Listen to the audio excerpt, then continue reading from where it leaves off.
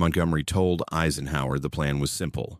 British forces would take the Glory Road to Messina while Americans guarded the flank. Patton sat in that meeting, said nothing, and smiled. 3 weeks later, when Montgomery was still fighting through German defenses, Patton's jeep rolled into Messina first. The British were furious. Eisenhower was speechless, and Patton just grinned. But this story does not begin with victory. It begins with humiliation. In the summer of 1943, American forces were considered second-rate by their British allies. The disaster at Kasserine Pass had shattered American confidence. German Field Marshal Rommel had torn through inexperienced American units like paper. British commanders openly questioned whether Americans could fight at all. General George S. Patton had been given command of the 7th Army with one mission: restore American honor. But there was a problem. The Allied plan for Sicily gave all the glory to the British. Montgomery would drive up the eastern coast on the main highways, capture Messina, and cut off German escape. Patton was assigned to guard Montgomery's flank. He would protect, support, and watch while the British won the campaign. The planning conference took place in Algiers. British and American officers gathered around maps of Sicily, the triangular island that would be the stepping stone to Italy. General Harold Alexander, the overall ground commander, explained the strategy. Montgomery's 8th Army would land on the southeastern beaches and drive north along Highway 114, the coastal road that led directly to Messina. This was the main effort, the decisive thrust. Patton's 7th Army would land on the southern beaches and advance inland to protect Montgomery's left flank from German counterattack. It was a supporting role, a secondary mission. Patton listened without expression. His face revealed nothing as Alexander described how the British would capture the key cities, how Montgomery would receive the glory of taking Messina, how American forces would play a subordinate role. Other American officers shifted uncomfortably. They could see the insult. They could feel the condescension in British voices. But Patton remained perfectly still, his eyes fixed on the map, that strange half-smile playing at the corners of his mouth. When the briefing ended, a British officer asked Patton if he had any questions. Patton shook his head slowly. No questions. The plan was perfectly clear. What the British did not understand was that George Patton had never accepted a supporting role in his entire life. As he left that conference room, his aide asked what he thought of the plan. Patton's answer was 3 words that would define the entire campaign: watch and learn. He did not mean that his staff should watch the British. He meant the British should watch him. Back at 7th Army headquarters, Patton gathered his division commanders. He spread the same maps across his own table, but he drew different arrows. The official plan says, "We guard the flank," Patton told them. "We will guard the flank by attacking. We will protect Montgomery by advancing so fast that no German unit can threaten him because every German unit will be running from us." His officers exchanged glances. This was not what Allied command had authorized. This was Patton reinterpreting his orders in the most aggressive way possible. One general asked if this approach might cause problems with the British. Patton's response was immediate. "Let me worry about the British. You worry about the Germans. And gentlemen, worry about keeping up with me." The race for Messina had not officially started, but in Patton's mind, it was already on. Operation Husky began before dawn on July 10, 1943. Allied forces stormed the beaches of Sicily in the largest amphibious assault the Mediterranean had ever seen. Montgomery's 8th Army landed in the southeast as planned, immediately, pushing north toward Catania and the highway to Messina.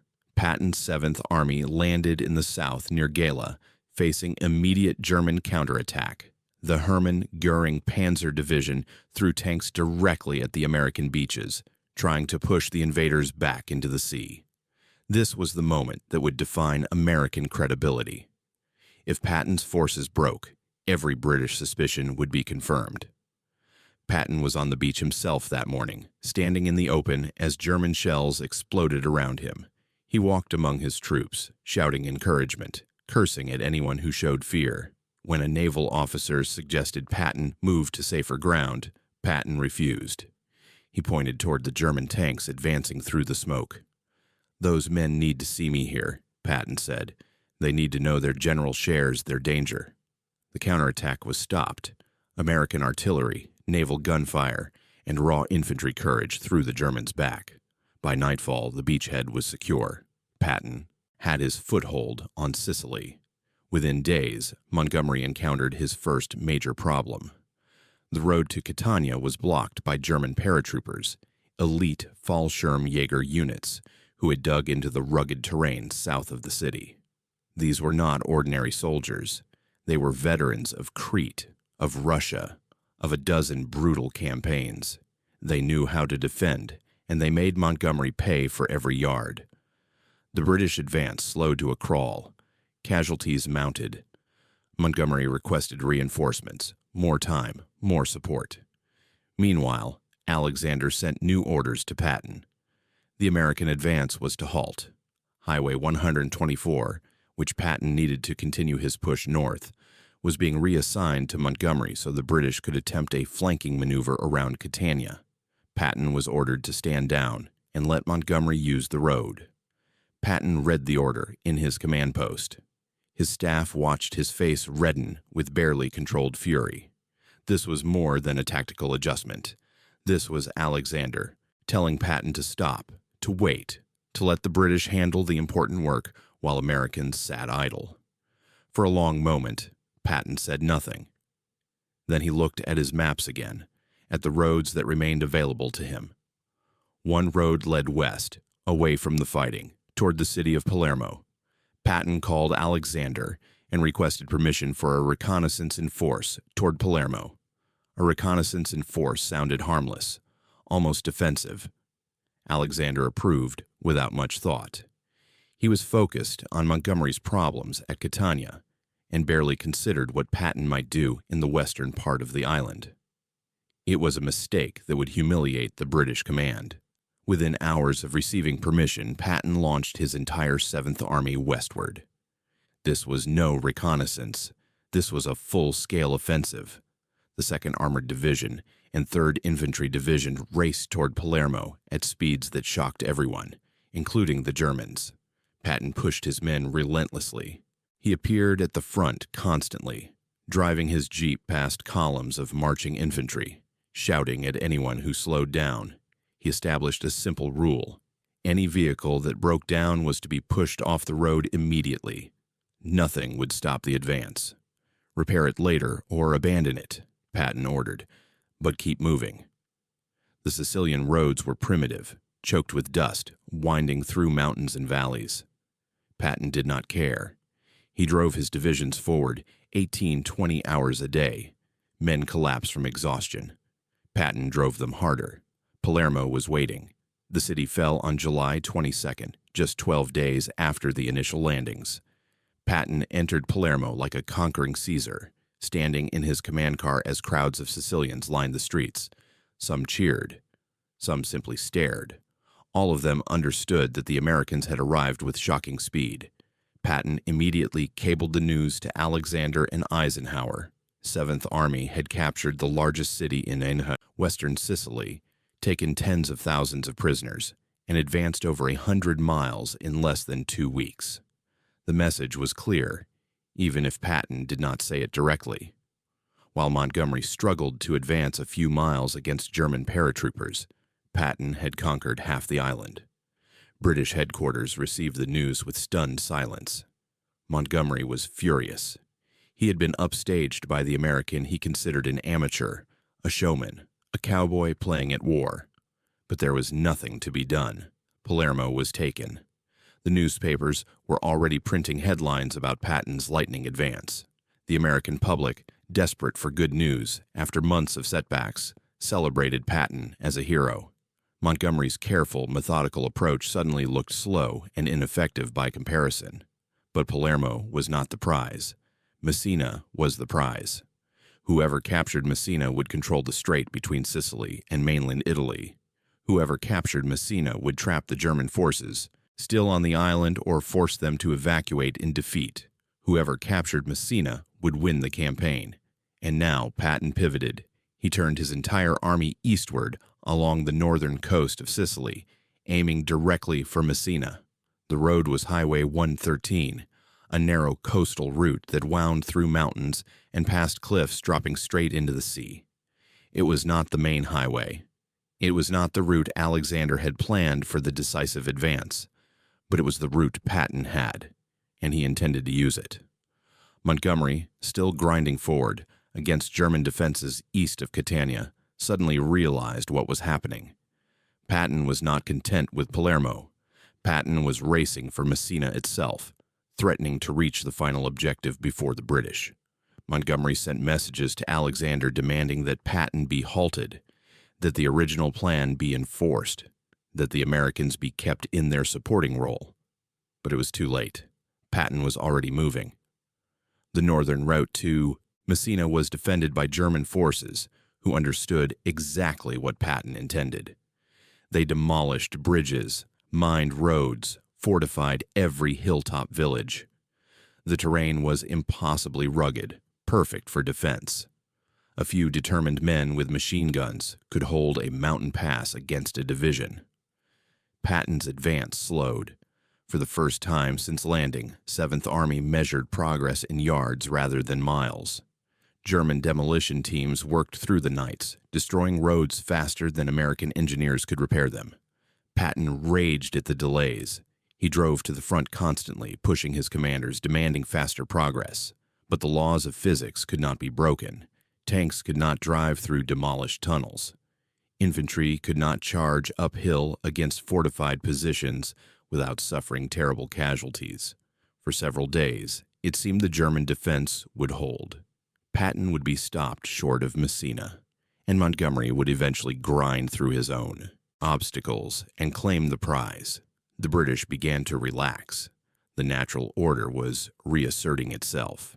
The Americans had made their dramatic gesture, but serious warfare required British patience and professionalism.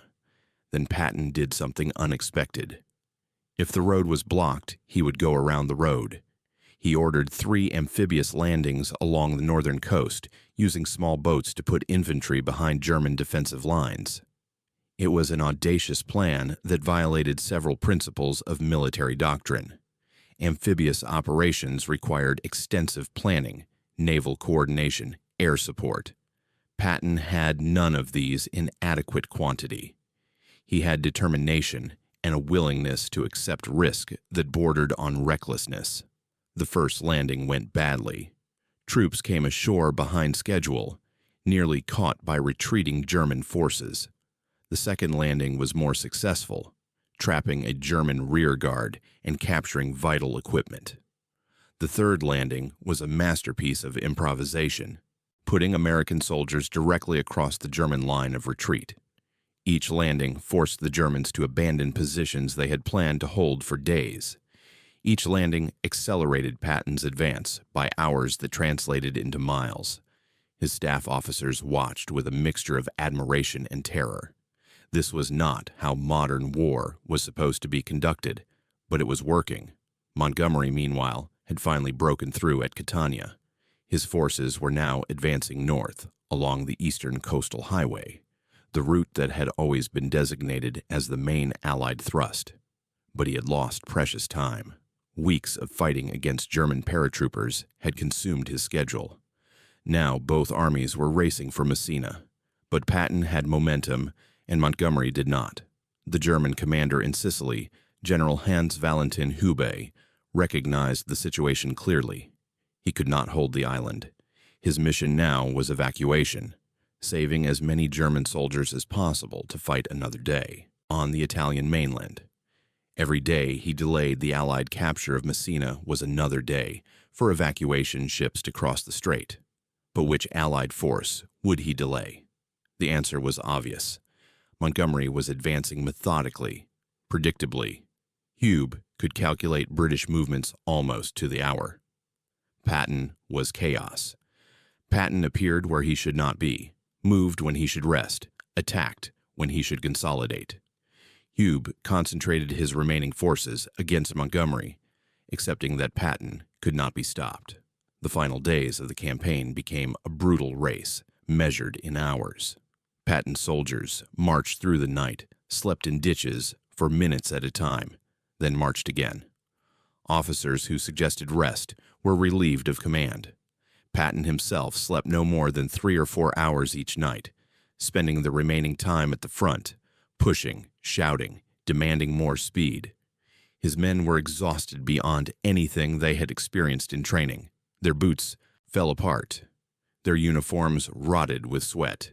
Many suffered from dysentery, heat exhaustion, infected blisters that made every step agony.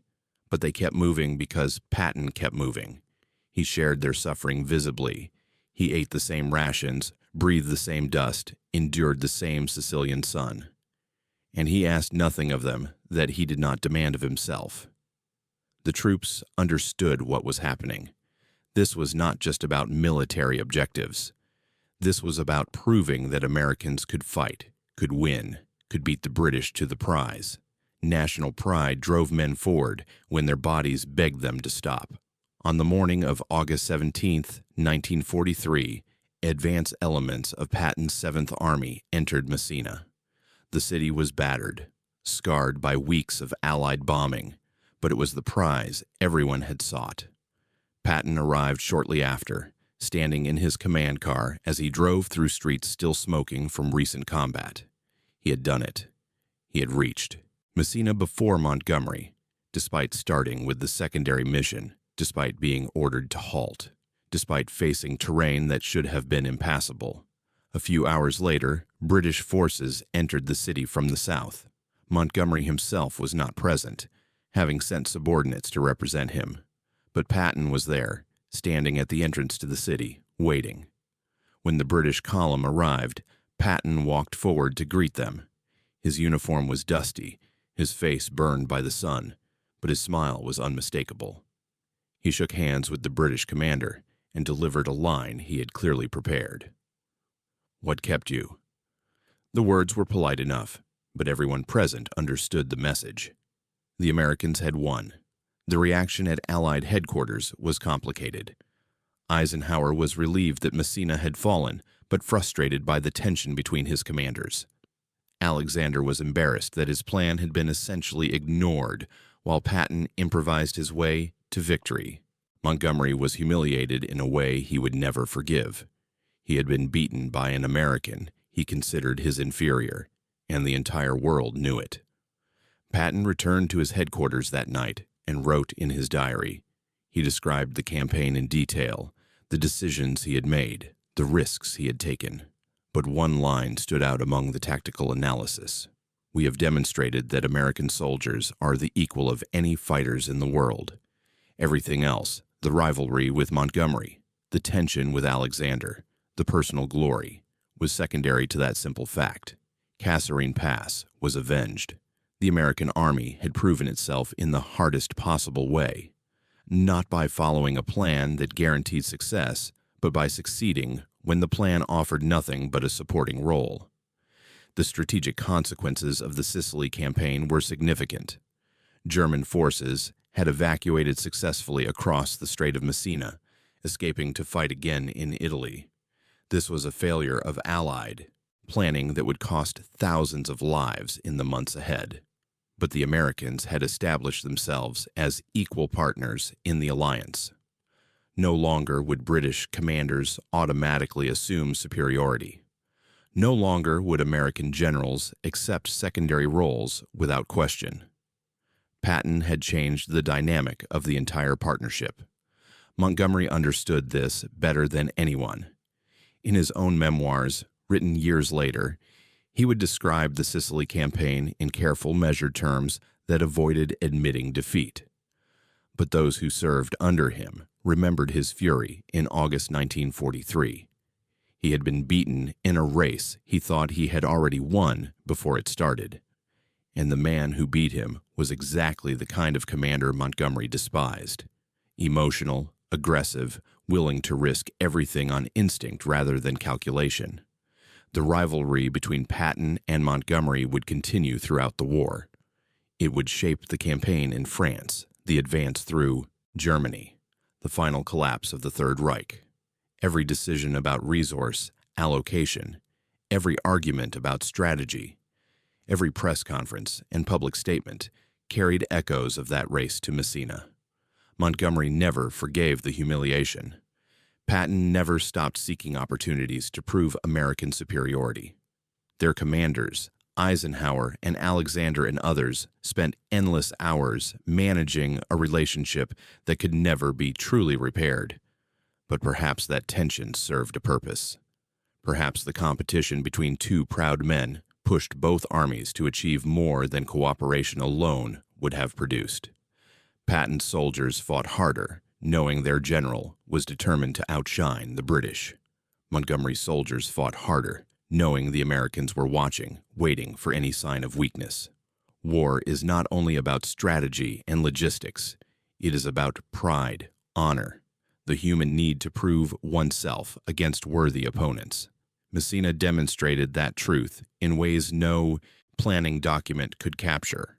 Years after the war ended, historians would debate the Sicily campaign endlessly.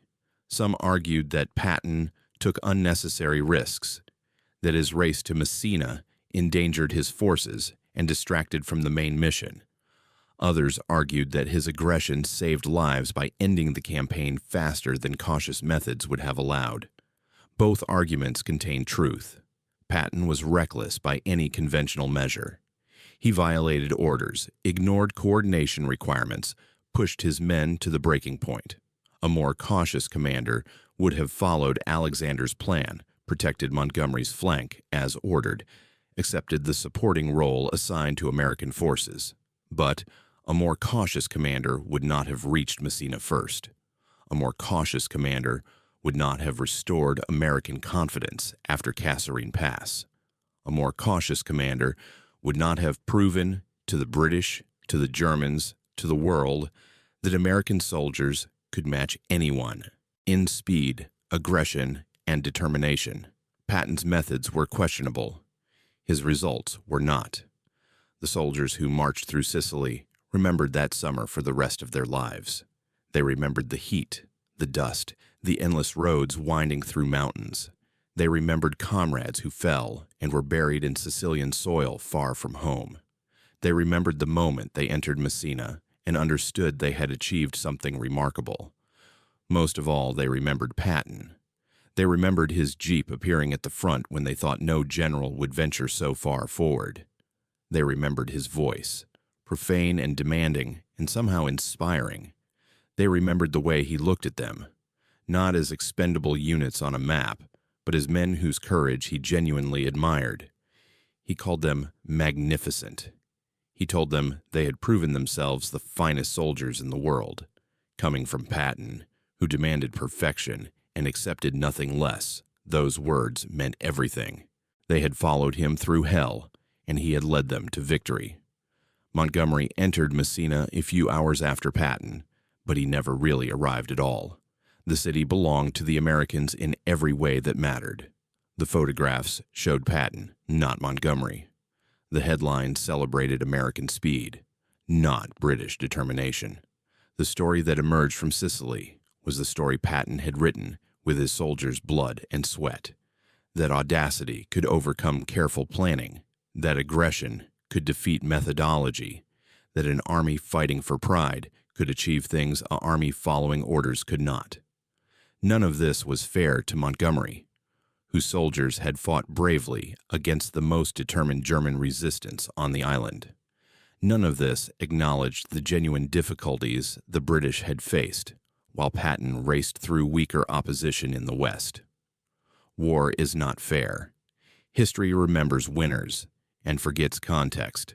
Patton reached Messina first, and that simple fact defined how the entire campaign would be remembered. The American general who smiled and said nothing in that planning conference had known exactly what he was doing. What kept you? 4 words that contained a lifetime of rivalry, resentment, and national pride. 4 words that Montgomery would never forget and never forgive. 4 words that announced to the world that George S. Patton had arrived as a commander of the first rank, equal to any general in any army. The race to Messina was not just a military operation. It was a declaration of independence, proof that American forces would no longer accept subordinate roles, that American generals would compete for glory with the same ferocity they brought to combat against the enemy. Patton had gambled everything on that race. He had risked his career, his reputation, the lives of his soldiers, and he had won. Standing in the ruins of Messina, dust-covered and exhausted, George Patton had achieved exactly what he intended. He had proven that Americans could fight. He had humiliated a rival who underestimated him, and he had demonstrated, in terms no one could dispute, that he was exactly the kind of general who won wars. Aggressive, relentless, and absolutely unwilling to accept second place in anything. Patton smiled through that entire planning meeting because he already knew what he would do. He accepted orders that put him in a supporting role, then redefined what support meant until he was leading the entire campaign. Was this brilliant generalship or dangerous insubordination? Montgomery would have said one thing. Patton's soldiers would have said another. What do you think? Was Patton right to ignore his orders and race for glory? Or did his ego put his men at unnecessary risk? Tell me in the comments. And if this story moved you, subscribe for more tales from history's greatest battlefields.